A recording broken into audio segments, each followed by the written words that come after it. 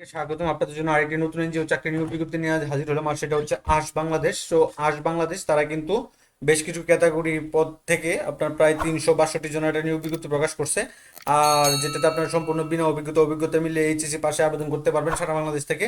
সেই বিজ্ঞপ্তিটা নিয়ে বিস্তারিত আলোচনা করব। তো এরকম নিত্য নতুন সকল ধরনের চাকরি সংক্রান্ত বিজ্ঞপ্তি সবার আগে পেতে চাইলে আমাদের অল জবস নিউজ এইডি চ্যানেলটি সাবস্ক্রাইব করে দিন, পাশাপাশি নোটিফিকেশন বেল আইকনটি অন করে দিন। তো আপনারা দেখতে পাচ্ছেন এটা হচ্ছে দৈনিক প্রথম আলোতে আপনার 31শে জুলাই প্রকাশিত।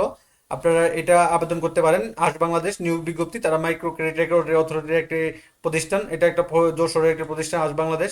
যেমন প্রথম যে পদটা আছে সেটা হচ্ছে জোনাল ম্যানেজার, আর সরি জোনাল ব্যবস্থাপক 2 জন নিবে। তারপরে তারপরে হচ্ছে আপনার আঞ্চলিক ব্যবস্থাপক 10 জন নিবে, সহকারী শাখা ব্যবস্থাপক নিবে 100 জন। তো সহকারী শাখা ব্যবস্থাপক 100 জন যেটা নিবেন সেটা হচ্ছে শিক্ষাগত যোগ্যতা স্নাতক বা স্নাতকোত্তর পাশ হতে হবে। অভিজ্ঞতা হিসাবে মাইক্রো ক্রেডিটে কমপক্ষে 3 বছরের অভিজ্ঞতা থাকতে হবে যে কোনো এনজিও সেক্টরে। শিক্ষানুষ্ঠানে মাসিক বেতন হবে হচ্ছে আবার 30,000 টাকা। পরে স্থায়ী করার পর বেতন তাদের বেতন কাঠামো অনুসারে আপনাদেরকে তারা নিয়োগ দিবে। হ্যাঁ, সর্বোচ্চ বয়স 32 পর্যন্ত আবেদন করতে পারবেন। 4 নম্বরে যেটা আছে সেটা হচ্ছে আপনার হিসাব রক্ষক 50 জন, যে কোনো বিষয়ে। আর যে কোনো বিষয় বলতে আপনার শিক্ষা বিষয়ে আপনার স্নাতক বা স্নাতক সমমানের পাশ হতে হবে, স্নাতকোত্তর পাশ হতে হবে। অধ্যয়নরত আবেদন অগ্রহণযোগ্য, অর্থাৎ যারা অধ্যয়ন আছে তারা আবেদন করতে পারবেন না। এটা শিক্ষানুষ্ঠানের বেতন হবে 20,000 টাকা এবং স্থায়ী করার পর বেতন হবে 28,450 টাকা বেতন হবে সর্বনিম্ন। আপনার অনুমোদিত হচ্ছে আপনি 30 বছর পর্যন্ত আবেদন করতে পারবেন, যেটা 50 জন নিবে। সবচেয়ে বেশি যেটা সেটা হচ্ছে আপনার ক্রেডিট অফিসার 200 জন, শিক্ষাগত যোগ্যতা এইচএসসি স্নাতক বা স্নাতকোত্তর পাস। এইচএসসি এইচএসসি স্নাতক বা স্নাতকোত্তর পাস। অধ্যয়নরততে আবেদন করার গ্রহণযোগ্য নয়। যারা অধ্যয়নরত আছেন তারা আবেদন করতে পারবেন না। সেক্ষেত্রে এইচএসসি পাশে যদি আপনি আবেদন করেন আপনার শিক্ষানবিশকালে বেতন হবে 20,000 টাকা এবং স্থায়ী করার পর বেতন হবে 28,400। মানে পর্যায়ক্রমে আরো বেশি আপনার গ্রেড অনুসারে 28,450 টাকা। সর্বোচ্চ বয়স 30 পর্যন্ত আবেদন করতে পারবেন। আর শাখা হিসাব রক্ষক হিসাবে 30, সর্বোচ্চ বয়স 30 পর্যন্ত আবেদন করতে পারবেন আপনারা। এই 5টা ক্যাটাগরিতে তারা 362 জন। দৈনিক প্রথম আলোতে, আমি আবার বলে দিচ্ছি, দৈনিক প্রথম আলো 31শে জুলাই তারা এটা প্রকাশ করছে।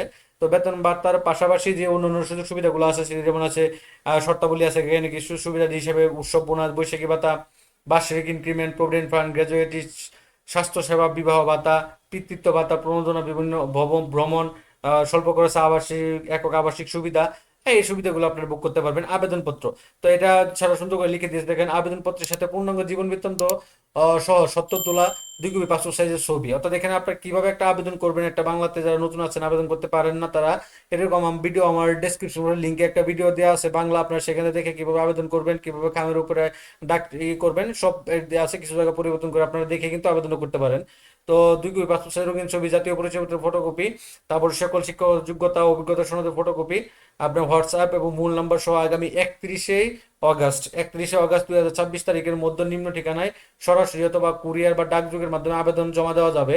উল্লেখ্য, পরীক্ষা অংশগ্রহণের জন্য কোনো প্রকার টিএডি প্রদান করবে না তারা। পরীক্ষার দিনে আপনাকে 100 টাকা ফি দিতে হবে।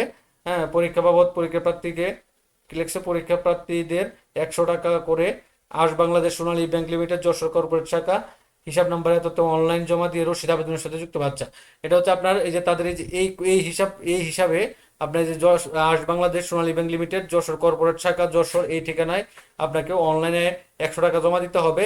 হ্যাঁ, জমা দেওয়ার পরে অনলাইনে বা অফলাইনে পরে যে রসিদটা থাকবে সেই রসিদটা আপনি এই যে তাদের ইয়ার সাথে আবেদনের সাথে যুক্ত করে দিতে পারবেন। তার মানে 100 টাকা আপনার ব্যাংক ড্রাফট করতে হবে। আবেদনপত্রের খামের উপর অবশ্যই পদের নাম লিখতে হবে।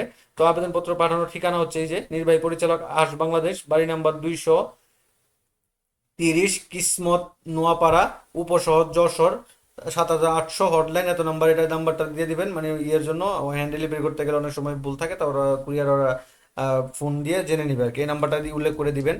হ্যাঁ, তো এই যে পরীক্ষার ফিটাও কিন্তু জমা ছাড়া কিন্তু আপনার আবেদনটা নিবে না। সেক্ষেত্রে আপনাকে আগে আগে সোনালী ব্যাংকে এটা করে আপনার ডিপোজিট করে 100 টাকা আপনার কিন্তু এই করতে পারেন, আবেদনটা করতে পারেন আর কি।